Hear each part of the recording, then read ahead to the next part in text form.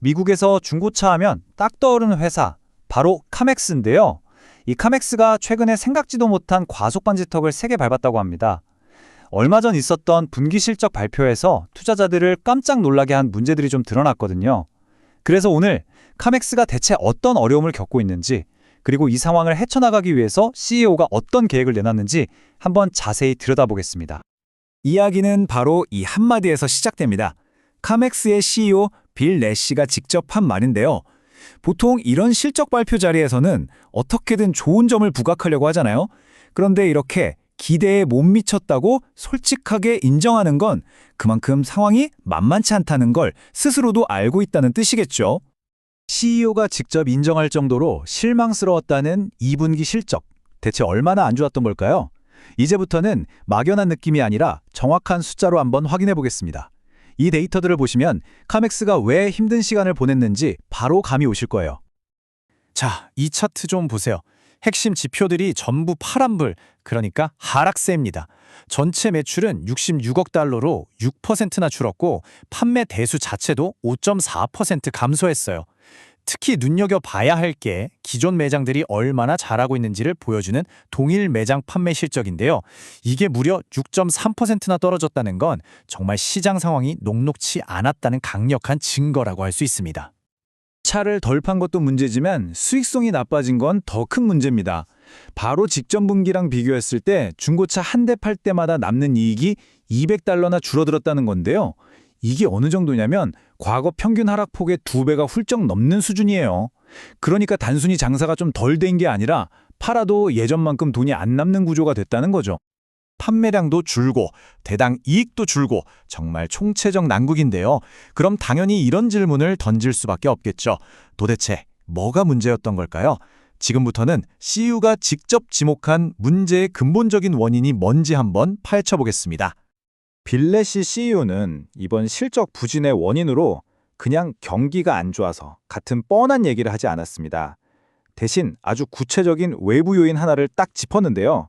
바로 관세 때문에 시장 예측이 완전히 꼬이면서 카맥스의 2분기 전체가 엉망이 되어버렸다는 겁니다. 이게 어떻게 된 거냐면요. 한번 찬찬히 따라가 보시죠.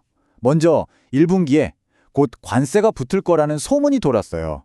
그러니까 소비자들이 그럼 차값 오르기 전에 빨리 사야겠다 하고 몰려든 거죠. 당연히 판매가 확 늘었고요. 카맥스도 이 분위기를 타서 2분기 장사를 위해 재고를 엄청나게 늘려놨습니다. 그런데 막상 관세 이슈가 조용해지면서 중고차 가격이 뚝 떨어진 거예요. 결국 잔뜩 쌓아둔 재고 가치가 폭락하면서 2분기 실적에 그대로 직격탄을 맞은 겁니다.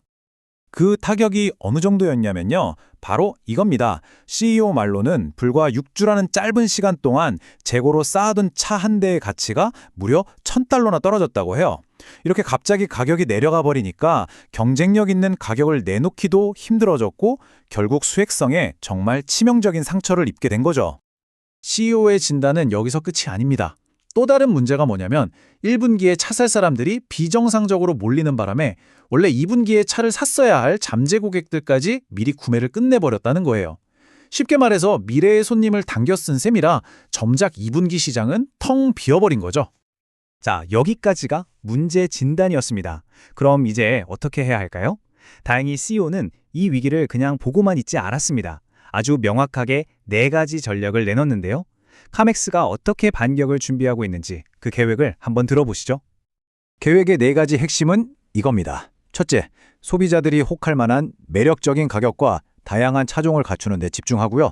둘째, 카맥스만이 가진 강점을 소비자들에게 더 널리, 더 확실하게 알리겠다는 겁니다. 셋째, 쓸데없는 비용을 줄여서 허리띠를 졸라매고 마지막으로 여기저기서 추가 수익을 만들어내겠다는 거죠.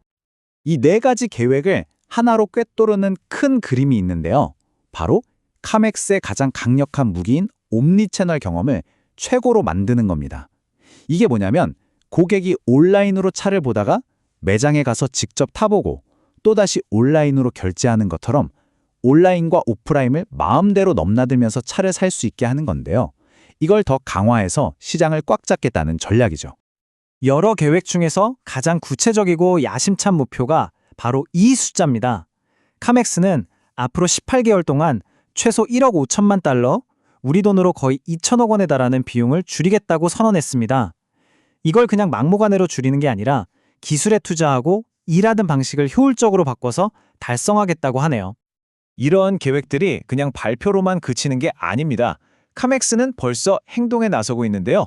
최근에 시작한 새로운 브랜드 캠페인을 보면 이 전략들이 실제 세상에서 어떻게 펼쳐지고 있는지 바로 알 수 있습니다.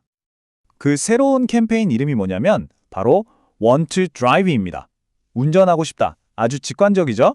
이 캠페인이 바로 앞에서 설명한 새로운 전략들을 실행에 옮기는 첫 번째 신호탄이라고 보시면 됩니다. 이 캠페인이 전하는 핵심 메시지는 아주 명확해요. 고객님, 마음대로 하세요. 이거죠.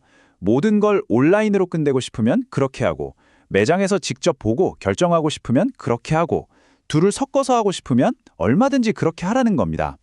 온전히 고객에게 딱 맞는 방식으로 차를 살 수 있다는 자신감을 팍팍 심어주는 거죠. 이게 바로 아까 말한 소비자 인지도 제고 전략의 핵심입니다.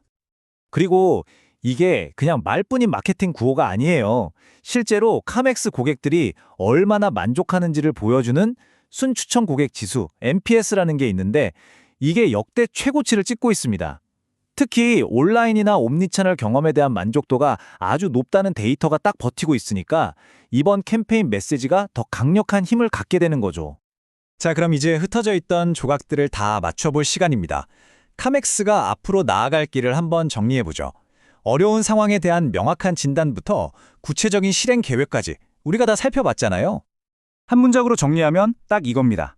카맥스는 관세라는 예상치 못한 변수 때문에 한 번 휘청했지만 문제의 원인을 정확히 짚어내고 효율성을 높이고 마케팅을 강화하고 수익성을 개선한다는 확실한 처방전을 가지고 다시 성장 트랙으로 돌아갈 준비를 마쳤다는 것. 결국 마지막 질문은 이거 하나로 모아집니다. 문제 진단도 좋았고 해결책도 구체적이에요. 그런데 과연 카맥스의 이번 전략이 이 치열한 중고차 시장에서 다시 한번 가속 페달을 밟게 할 만큼 강력한 한 방이 될 수 있을까요? 그 답은 앞으로 나올 카맥스의 성적표가 말해주겠죠.